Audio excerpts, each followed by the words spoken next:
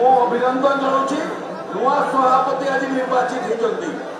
आम समस्त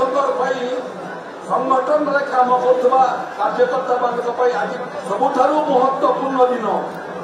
आज मनमोहन भाई आज आसंता 3 वर्ष पर्यंत ओडिशार दलर भार संभाले नेतृत्व देवे ये अवसर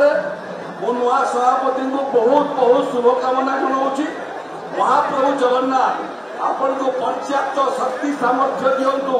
आगामी 3 वर्ष भितर ये दल को आहरी शक्तिशाली करने तृणमूल स्तर संगठन को शक्तिशाली करने एवं सरकार एवं संगठन गोटे पटे मोहन माझी नेतृत्व में ओडिशा सरकार तृतीय वर्ष में पदार्पण करी गोटे वर्षर आम सफलता समस्ते चर्चा कर सारीचु तेज गोटे पटे श्रीयुक्त मोहन माझी नेतृत्व में ओडिशार भारतीय जनता पार्टी सरकार एवं अन्य पक्षरे श्रीयुक्त मनमोहन सामल ओडिशार प्रदेश भारतीय जनता पार्टी सभापति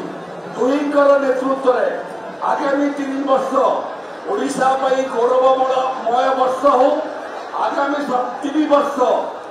ओडिशार भारतीय जनता पार्टी कार्यकर्ता गरीब लोक साधारण लोक 4.5 कोटी ओडिया समस्त आहरी सुसंवाद आणु गरीब कल्याण योजना